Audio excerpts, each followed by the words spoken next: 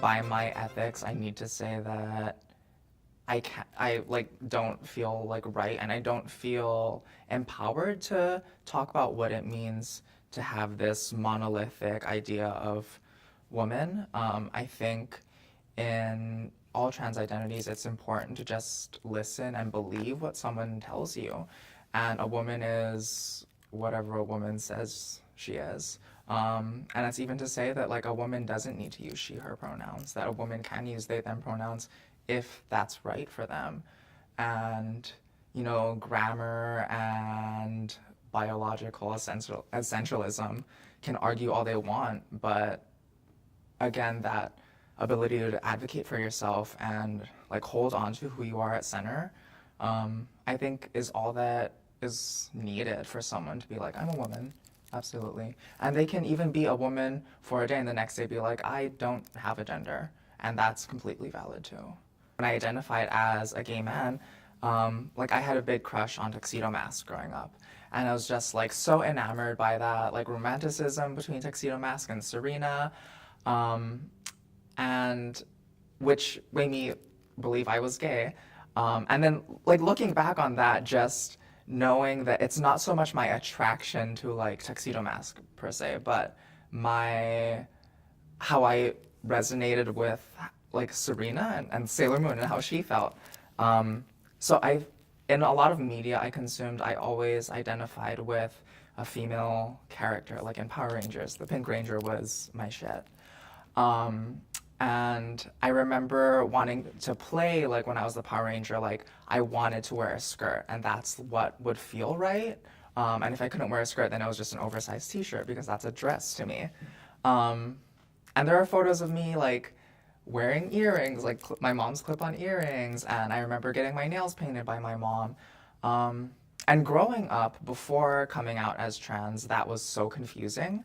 Where like, why do I want to like engage in this? And a lot of it was like rooted in shame and like, oh, I was an effeminate man, like, or an effeminate boy. So there is a lot of societal shame around that. But now it like makes sense to me. It's like I mean, not that anything is shameful for like femininity to exist in men, but it made a lot more sense to me that like I am a woman and I always have been a woman. And using that lens to look back at everything just makes so much more sense. A lot of the women and the girls that I dated in high school and that I socialized with, like it was confusing to come out as gay and be like, but those feelings are really real. So how can I be gay? Or like, I guess it means I'm bisexual, but it's also looking at it from this lens now. I feel connected to the women, and I even a sense of like envying them, where like I wanted to be around them because I wanted to be more like them. Yeah, and then you know going into college where I had more ability and autonomy to express my gender identity, I started seeing a trans guy and having a lot of conversation with him about coming to gender identity, and he came to some of his expression with drag in his life, which kind of helped solidify, like, yes, this is more than performance, this is my life.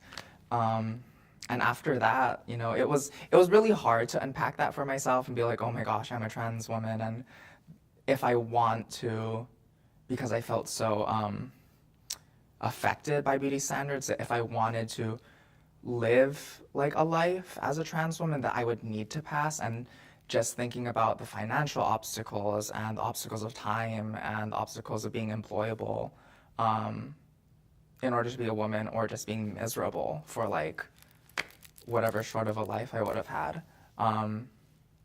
Yeah, so it all makes sense now, but like I always say that it took me 22 years to get here, so I don't know. It's like not easy, and it's hard, I think, when I have to talk about or like try to help someone else come into their trans identity and know like, is this me? Is this right? That there's nothing I can say really to help people make a decision about their gender identity. And I think that the same goes for everyone else. Like, in telling me, like, I, again, have to just, like, listen to my center and, like, see what makes sense and see what feels right. When I came out to my dad the first time, when I came out to him as gay, I did it in a written letter because I knew that would be easier for me to effectively communicate and be articulate about what I'm saying. And he responded in an email that like things were like he kind of anticipated and expected that that was the truth, but he was just like disappointed that, or not so disappointed, but like not excited about this being true. And that at the time, it didn't really affect me. I was like, okay, cool, as long as he doesn't hate me, you know? But now, as a trans woman, you know, when I came out to him as trans, I did it in the same way. I wrote him a letter and a Father's Day card. And that was probably like 3 years ago. And he still hasn't had any conversation about it. And he'll misgender me. He still misgenders me when like we have conversations. And going back to, it took me 22 years to figure this out. So I understand it taking time for other people. And like I also want to like show value for whatever ways he's trying to meet me where I'm at. But at the same time, like I think it's important for me, in order to not feel so heartbroken about this, to look at what I do have in my chosen family and, you know, performers and friends and queer people and trans people, that all of my needs are met and that like, you know, my batteries are charged despite my parents not really having a hands-on or like any, what feels like not having any desire to see me this way. It's important for them to know that I am seen this way, and I like am this way, and I'm gonna continue existing like this. And it's up to my dad, and it's also up to my mom to, if they want a relationship with me, they have to get on board with this, and that I have fully the power to not let them in. Yeah. So, I mean, it's like my relationship with them and my coming out with them has not always been great, but it's always left me feeling like stronger and much more resolved in my identity. And I don't know, it's given me the ability to like see my friends as my family. Sex is more the thing I think when about what with like a lens of biology. It's more about like being able to identify the body, while gender is how we speak about a person and how that person expresses themselves and identifies. So sex is something given and assigned at birth, and that's not to say that like as a trans woman, I can also say my sex is female. So, and that has to be right. Like, and it's also important to view that in like biology and in like the art and craft of biology, that it was created by cis men. And that if I disagree with it, that that's fine and that's valid because like the rule book of a cis man does not apply to me whatsoever unless I want it to. But breaking it down, I think of sex as more so like my body as like a biological entity and my gender more so as a malleable identity expression for me that can be whatever I want it to be. Going back into what like society expects women and subsequently trans women to look like, and what that means for me to feel and to like find soundness in my body. Like I'm about to get breast augmentation. I'm having surgery in 3 days. And I had a lot of gripes about that. Growing up, I internalized a lot of shame around like women with plastic surgery. My mom talked about like you like don't come home with like a girl who has like fake boobs like as a girlfriend. And it's like, surprise, that's me, girl. Like, and so internalizing that and, you know, seeing like, especially in the ballroom scene, femme queens, which is what trans women are regarded as, a lot of them do, like, as trans women have bodies they want. And that creates a lot of pressure because there's all these women who are like idolized and truly like treated as like beautiful goddesses um, for adhering to a beauty standard. Um, Yet part of that validation is really important for me. Like I need to, for me, feel that people see me as like a woman and um, nothing less. And unfortunately, the world isn't at a place where I could probably walk around topless or like naked even, and people see me as a woman.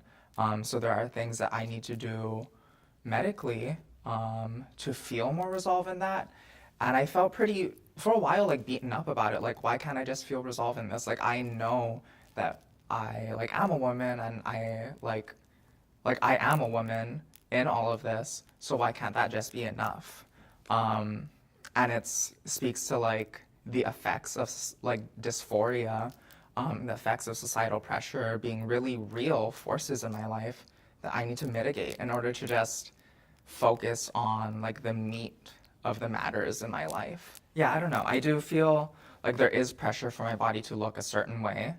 Um, and it's every person's personal choice how much and how they want to mitigate that, or if they want to mitigate that at all and just reject the standards. I think the one thing I'm really relishing in now is the people I'm dating and like my lovers, because for a really long time I thought that in order to find a partner who would see me and like see me completely and I could trust that they see me this way as a woman, that I thought I would have to have like bottom surgery and all these things.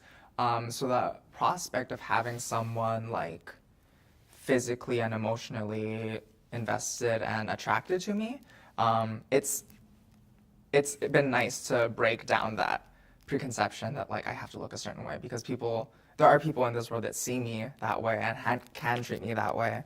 And it's been really affirming to have people tell me that I'm beautiful, but not. It can also, I feel like, detract from my value sometimes, where if someone only sees me for what I look like and not so much like who I am as a conscious person, because I think there's like a lot there in everyone. And going back to like the treatment of women and like how misogyny and trans misogyny permeates in this world, I don't know. It's nice to feel validated and just like to trust that someone else can see me this way. Shutting down expectations on people's pronouns, on someone looks this way, so they must identify this way, like just destroying that and creating a disconnection with that. Because in the same way that, like with like cis women and like marriage, when someone says, oh no, I'm not a miss, I'm a missus, that instantly is like taken into account and applied to the conversation. Where with someone like says, oh no, my pronouns are she, her, there's gonna be a whole like backlash and like, how am I supposed to remember this? And there's already examples of how we make room for identities and how people advocate themselves and like the things that people are allowed to have as a part of their identity, and that by destroying and like kind of dismantling an expectation, that it creates room for trans people to actually exist without thinking about and having so much like trauma about what the world expects you to be. Trans pride is being able to see yourself and be yourself despite whatever pressure is around you. I think trans pride it's important, and it goes really forgotten in a lot of the LGBTQ activism that goes on in the world. I think there's a delicate balance of being really involved with trans people and like listening to their stories and making space in like say socializing with trans people and learning about each person's trans experience and taking what you learn and using it to like infiltrate cis spaces. So if you like I would never ever feel safe going to a sports game and how amazing it felt to have, I don't know what game it was. Again, I don't like know sports. There was at some game like people with a giant trans flag that said like trans people are not a burden. It was advocacy on behalf of trans people. Maybe it was done by trans people, but to have that kind of voice in cis circles, in the same way that like cis people can shut down homophobia, yeah, I don't know. And that also just involves like developing real relationships with trans people, even just like as your friend. Um, yeah. And all knowing and owning that a part of trans liberation, a large part of trans liberation falls on cis people because that's where it needs to happen. Like trans people largely probably treat other trans people with respect, and knowing that this majority of the cis world is learning to be more competent and welcoming to trans people has to fall on other cis people who get it.